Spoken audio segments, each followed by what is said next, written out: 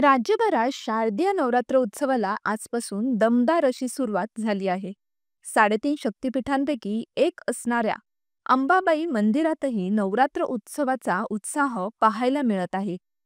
प्रथा परंपरेनुसार मंदिराच्या गाभाऱ्यात स्थापना झाल्यानंतर अंबाबाई मंदिर परिसरात तोफेची सलामी देण्यात आली. तोफेच्या सलामीनंतर करवीर नगरीतील नागरिक आपल्या आपल्या घरी घटस्थापनेला सुरुवात करून शारदीय नवरात्र उत्सवाची सुरुवात करतात, अशी इथली परंपरा आहे. शारदीय नवरात्र उत्सवाचा आजचा पहिला दिवस असल्याने असंख्य भाविकांनी अंबाबाईच्या दर्शनासाठी एकच गर्दी केली होती. भाविकांमुळे मंदिर परिसर फुलून गेल्याचे देखील चित्र पाहायला मिळाले. भाविकांकडून अंबाबाईला साडी, चोळी आणि खणा नारळाची ओटी काय सांगाल साहेब, आज शारदीय नवरात्र सुरुवात झाली आहे, कशाप्रकारे सुरुवात झाली आहे आणि नेमकं नियोजन काय? शारदीय नवरात्रोत्सव 2025ची पारंपरिक पद्धतीनं सर्व पूजा होऊन आता तोफेची सलामी होऊन खऱ्या अर्थानं सुरुवात झालेली आहे. मंदिर सकाळी 5 वाजता उघडल्यापासून भाविकांची ही गर्दी कायमच आहे आणि त्याच पद्धतीनं दर्शन रांगेचा वेगही आपण सातत्य राहील अशा पद्धतीनं ठेवलेला आहे. त्या पद्धतीनं आपण नियोजन केलेलं आहे आणि ह्या 10 दिवसात साधारण 25 ते 30 लाख भाविक दर्शन घेतील अशी अपेक्षा आहे आपल्याला. आपण भाविकांच्या व्यवस्थेसाठी संपूर्ण सगळी तयारी केलेली आहे. त्याचबरोबर सुरक्षेसाठी 120 कॅमेऱ्याच्या माध्यमातून आपण लक्ष ठेवलेले आहे.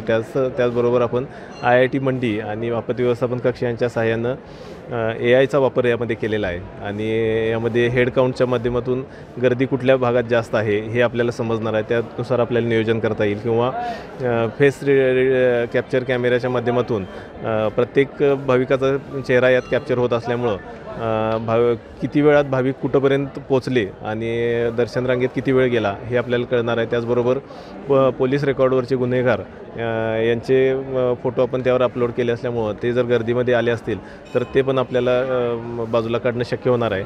अशा पद्धतीनं पारंपरिक आणि आधुनिकचा मेळ घालून ह्या नवरात्रोत्सवाची सुरुवात आपण तयारी चांगल्या पद्धतीने केलेली आहे. खरं तर आज आणि 9 दिवसात कशाप्रकारे पूजा असतील किंवा विधी वगैरे होणार आहेत आणि इतर गोष्टी म्हणजे यावेळी नवीन काय करण्यात आलेलं आहे, कारण रॅप तुम्ही म्हणला सकाळी 4:30ला 4 वाजता दरवाजे उघडल्यानंतर गाभारा 4:45 वाजता उघडण्यात आला आणि त्यानंतर काकड आरतीनंतर सर्व विधी होऊन आता देवताकृत्य पूर्ण झाल्यानंतर तोफेची सलामी होऊन सर्व कोल्हापूर नगरातील लोकांना मंदिरातील नवरात्र घट बसल्याची सूचना मिळालेली आहे आणि त्याप्रमाणे आता त्यांनी घरातील पूजा सुरू केलेली आहे.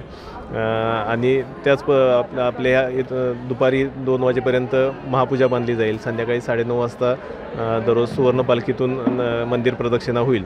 अशा पद्धतीनं 9 दिवसाचे कार्यक्रम असणार आहेत. पंचमीला त्र्यंबोली भेटीचा सोहळा असेल, अष्टमीला नगर प्रदक्षिणा असेल आणि दसऱ्या दिवशी हा दसऱ्याचा सीमोल्लंघनाचा सोहळा असेल. अशा पद्धतीनं सर्व पारंपरिक सोहळे होणार आहेत.